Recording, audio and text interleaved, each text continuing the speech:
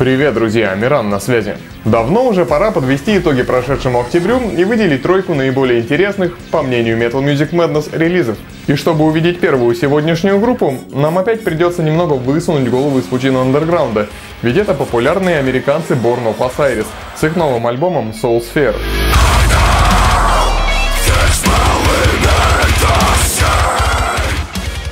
Пару лет назад я рассказывал про предыдущий альбом группы Tomorrow We Die Alive в специальном выпуске для сайта Dragmetal. Но если вы не видели то видео и не слышали Born of Osiris до этих пор, что ж, это весьма современный дэткор не в самом плохом его проявлении. У данного коллектива легко прослеживается прогресс от альбома к альбому. Они постоянно растут в плане звучания, композиторской и исполнительской работы. В процессе роста они, конечно, натыкаются на некоторые камни, но тут уж действительно не ошибается тот, кто ничего не делает. Как минимум, они продолжают неистово качать фирменной ритмичностью рифов, сокрушать вокалом Ронни Каницаро и очаровывать мелодичностью электроники. Для многих уже и этого достаточно.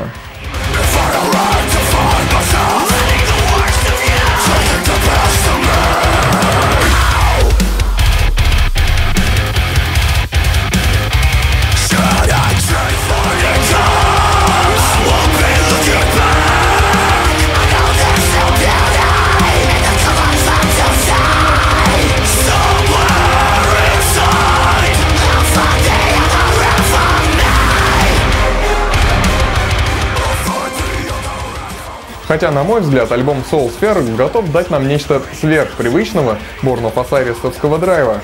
Это мелодика. По-моему, впервые связка вокалов Каницаро и Вьюроса смогла раскрыться в полном объеме. Они прекрасно доносят до слушателя контрастную эмоциональную составляющую. И я думаю, это неспроста получилось. На Soul Sphere можно часто ощутить плавное течение припевов, а не только рваное молотилово. Конечно, кто-то сочтет это чрезмерной сопливостью и пойдет дальше косплеить ушами баскетбольные кольца, но, как по мне, Born of Osiris просто птица немного другого полета, который, я надеюсь, с каждым новым альбомом будет стремиться исключительно вверх.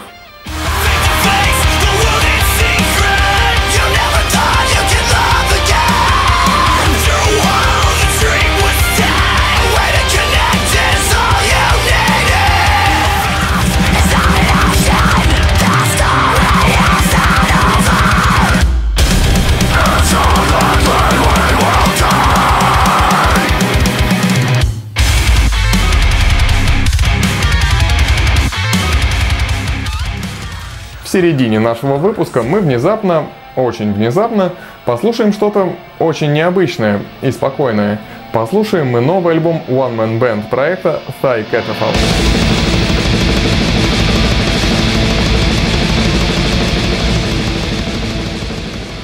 Thigh Catafalque когда-то был дуэтом, но сейчас в составе числится один лишь Тамаш Катаи, венгерский музыкант, который, будучи у себя на родине, успел поработать учителем английского и венгерского языков и литературы в сельской школе.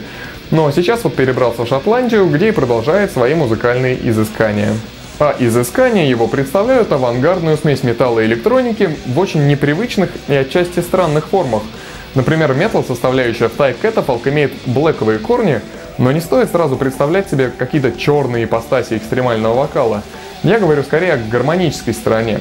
Да и электроника тут явно не ультрасовременная. Речь идет просто о процессе программного синтеза звуков. На выходе может быть ambient, а может и какой-то поехавший фолк-степ драм-н-бейс. Как-то так.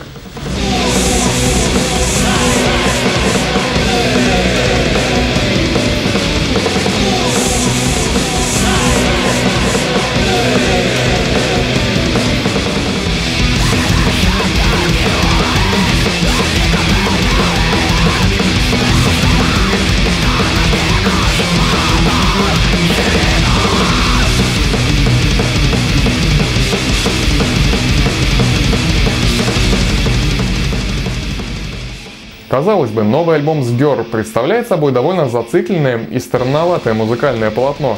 Как Тамаш Катаи смог с подобным материалом подписаться на Season of Mist? Давайте разбираться. Первый и очень большой плюс Тамаш получает от меня за венгерский язык. Авангардная музыка должна быть авангардна во всем, и такие вот названия подходят ей на все 100. Ну а вторым пунктом, по-моему, иногда просто интересно послушать эксперименты не ради конечного результата в виде альбома, а ради личного музыкального поиска автора. Все-таки Thai Catafalque почему-то звучит очень искренне, и с каждым треком Sgjord все больше и больше открывает нам нечто сокровенное, чем Тамаш как-то по-доброму решил с нами поделиться.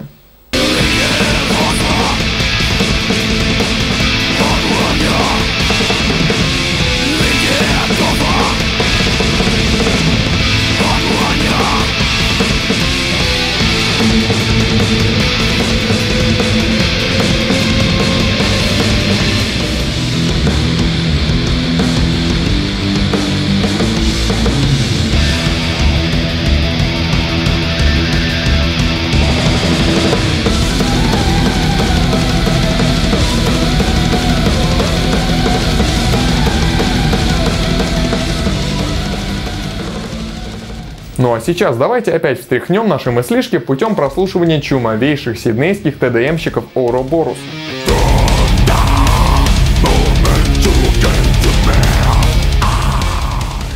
Ouroboros, как это частенько бывает, примешивают к Technical Death'у долю трэша, отчего музыка становится более перевариваемой для широкого слушателя, но полет композиторской мысли сохраняется. Этих ваших арпеджио тут в достатке. В 2011 году ребята выпустили дебютник Glorification of a Myth, и он крутой, но их октябрьский релиз еще круче. В нем действительно много запоминающихся с первого раза ходов и эпичных оркестровок в исполнении живого оркестра. Конечно, это уже моветон, но я соглашусь с их повальным сравнением с Septic Flesh. Ouroboros этого более чем достойны.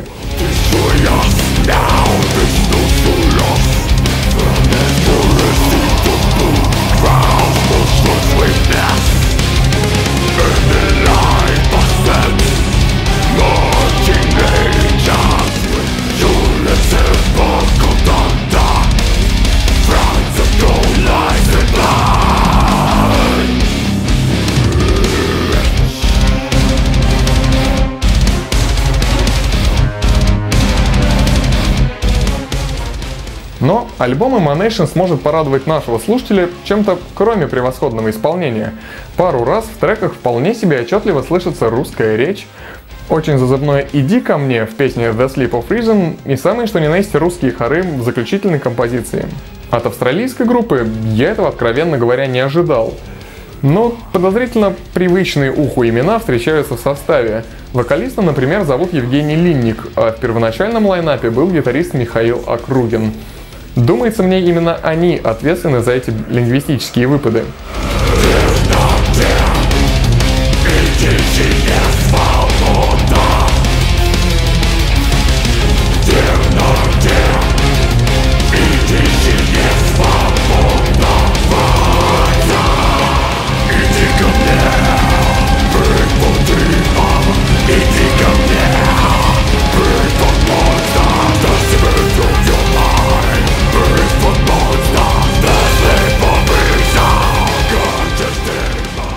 Что мы имеем в итоге?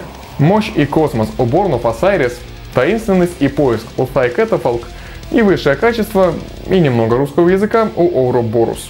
А я вам напоминаю о неумолимом приближении концерта Карак Ангрена в Москве 14 ноября, на котором мы будем снимать MMM Live, а вам я просто рекомендую сходить на это шоу, потому что они очень крутые ребята. И да, трэш у нас тут почему-то бывает весьма редко, но может хотя бы группы данного направления будут появляться в наших анонсах. Сегодня, например, я представляю вам питерскую группу Диверсант, которые недавно выпустили неплохую эпишку. Так что если вы котируете данное музло, вступайте в группу ВКонтакте, ссылка есть в описании.